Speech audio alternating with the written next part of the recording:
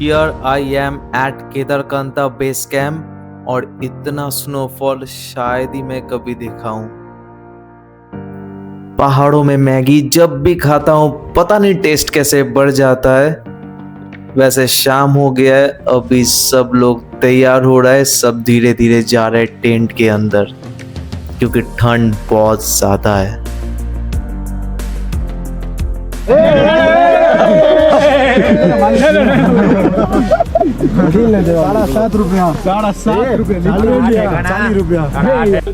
This is the starting of day 4। रात को बहुत ही ज़्यादा स्नोफॉल हुआ है, इतना स्नोफॉल कि जो टेंट में हम लोग सोए वो भी पूरा ढक गया था। बहुत ज़्यादा स्नोफॉल हुआ है। This is the condition.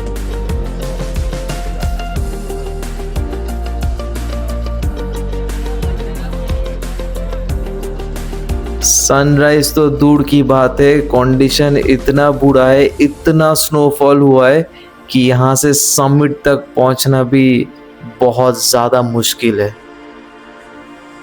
अभी यहाँ पे सब लोग फोटो और वीडियो ले रहे क्योंकि अभी वापस हम लोग को सांकरी जाना पड़ेगा यहाँ से ही।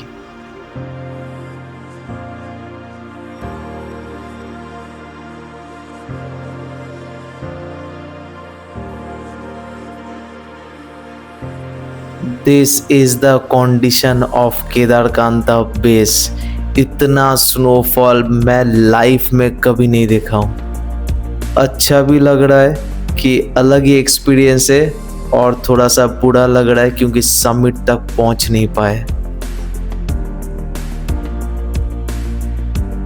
अभी मौसम बहुत ही ख़राब है, इतना ख़राब कि हम लोग सबमिट नहीं कर पाएंगे। हम लोग केदारकांता बेस से वापस हम लोग सांकरी जा रहे हैं क्योंकि टेम्परेचर को तो पता नहीं कि नेटवर्क का कोई सीन ही नहीं है और बहुत ही बुरा कंडीशन है यहाँ पे। मौसम का हाल बहुत ही ख़राब है।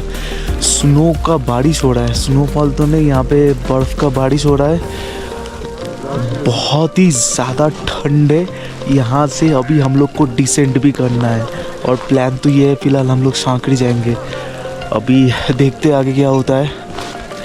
और सबसे एक चीज़ का अफसोस रहेगा कि समिट नहीं हो पाया, केदारकांता समिट जिसके लिए हम लोग आए थे। लेकिन केदारकांता बेस कैंप में अगर ऐसा हाल है तो समिट तो इम्पॉसिबल है।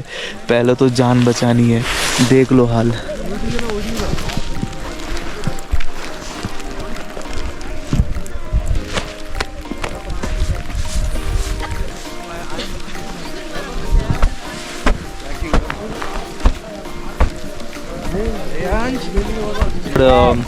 कल पूरा रात स्नोफॉल हुआ था। जितना अभी स्नोफॉल हो रहा है इतना ही स्नोफॉल पूरा रात हुआ था, इससे भी ज़्यादा हुआ था। तो हम लोग को रात में उठ के टेंट को छानना पड़ा था। बार बार टेंट को हम लोग हिला रहे थे क्योंकि अगर नहीं हिलाएंगे टेंट को तो टेंट दब जाएगा। जैसे यहाँ पे मैं दिखा रहा हूँ कैसे ये सब टेंट ऑलमोस्ट स्नो में जम चुका है। और बाकी नींद तो रात को आई नहीं, कम से कम 2 घंटा सोए। अब 2 घंटा सो के डिसेंट करना है और वो भी इस मौसम में, क्योंकि शाम हो जाएगा तो फिर डिसेंट भी नहीं कर पाएंगे। तो चाहे कुछ हो जाए डिसेंट करना है। वैसे मैं एक बात बोल देता हूँ, जो मैंने फोरकास्ट देखा था उसके हिसाब से कल मौसम ठीक हो जाएगा, लेकिन आज ऐसा ही चलेगा। पता नहीं कल क्या सिचुएशन है, अभी फोरकास्ट चेंज भी हो सकता है, मैं नहीं देख पा रहा हूँ। सबसे पहले देहरादून पहुँच के तो मुझे अपना नेटवर्क ऑन करके देखना है क्या सीन है। फिर मसूरी जाने का भी प्लान है। सो देखते हैं, let's hope for the best. फ़िलहाल अभी के लिए यहाँ से निकलना है। केदारकांता समिट इन फ्यूचर कभी करेंगे, अभी बेस कैंप में। मेरा तो मन बढ़ गया फ़िलहाल, क्योंकि इतना स्नोफॉल मैं लाइफ में कभी नहीं देखा हूँ। This is the first time I am seeing so much snowfall. और मैं बोल देता हूँ ऐसा हाल फरवरी में होता है, अभी दिसंबर में ये हाल है। और आज सिर्फ 28 दिसंबर है, अभी तो कुछ दिन बाकी भी है। So let's hope for the best. Signing off from Kedarkantha. Descend करने का जो रास्ता है वो पूरा बर्फ से ढक चुका है, so it's difficult to descend. लेकिन ये जो व्यू है ये बहुत ज़्यादा सुंदर है। ये जो पाइन ट्रीज दिख रहा है ये ओरिजिनल क्रिसमस ट्री बन चुका है, तो बहुत ही अच्छा लग रहा है। एक अलग ही यूनिक एक्सपीरियंस है।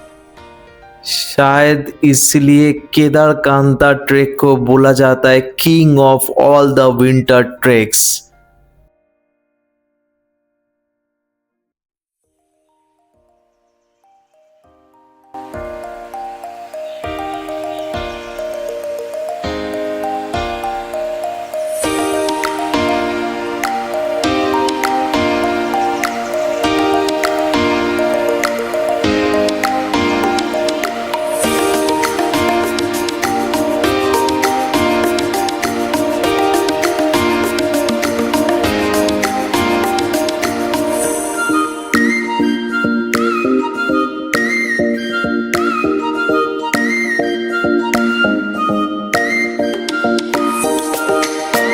वीडियो नहीं बनाना, मतलब सबका पैसा वसूली हो गया बर्फ देख के।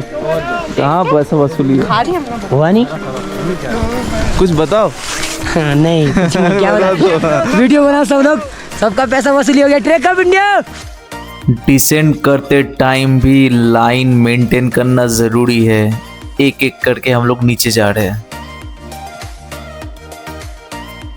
लौटते लौटते सब लोग स्नोफॉल का अच्छे से मजा ले रहे हैं, क्योंकि this is a unique experience for everyone.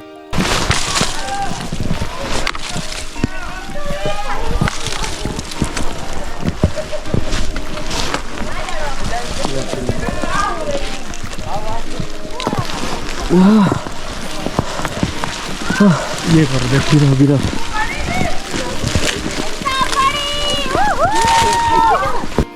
Descend करने का जो रास्ता है जिसपे हम लोग चल रहे हैं, ये दिखने में जितना सुंदर लग रहा है पर चलने में उतना आसान नहीं है, लेकिन फिर भी सब लोग मज़े लेके इस रास्ते पे चल रहा है।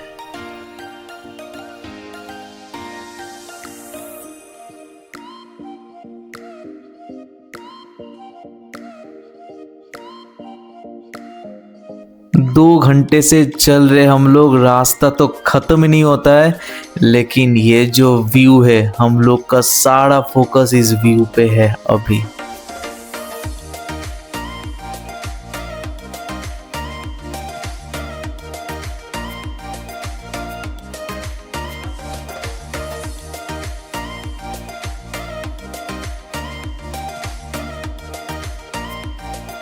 मैं तो रिकमेंड करूँगा कि चाहे कितना भी स्नोफॉल हो, चाहे समिट हो कि ना हो, पर Kedarkantha trek is a must do trek in winter.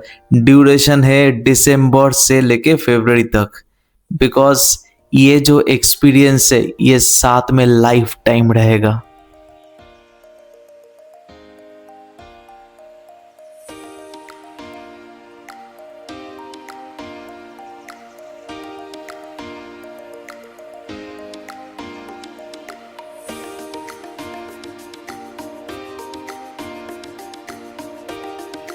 This is Hargaon camp. इसका एलिवेशन है 8350 फीट। यहाँ पे हम लोग नेक्स्ट डे रुकने वाले थे, पर कंडीशन इतना ही खराब है कि हम लोग को वापस साकरी जाना पड़ रहा है। यहाँ पे रुक नहीं पाएंगे हम लोग रात को। चलते चलते हम लोग फाइनली पहुँच गए साकरी ऑलमोस्ट, और यहाँ पे स्नो का लेवल कम हो गया है।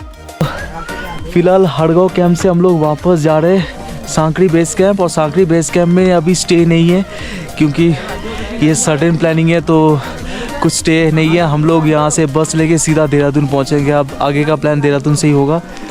और देख रहे हो अभी भी स्नोफॉल हो रहा है, स्नोफॉल रुकने का कोई नाम ही नहीं है। बहुत ज़्यादा ठंड है, और 1 घंटे के अंदर हम लोग सांकरी बेस कैंप पहुँचने वाले। अभी मौसम जितना नीचे आ रहे हैं उतना थोड़ा सा ठंड कम हो रहा है, लेकिन ऊपर बहुत ज़्यादा ठंड है।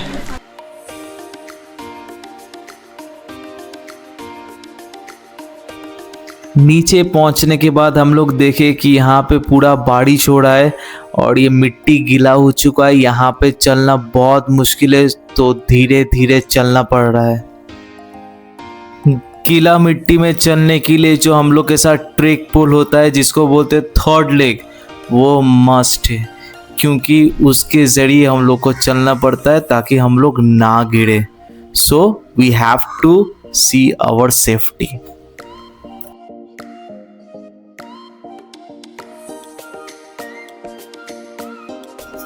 फाइनली सांकड़ी पहुंच गए हम लोग। So this is me signing off from Kedarkantha track.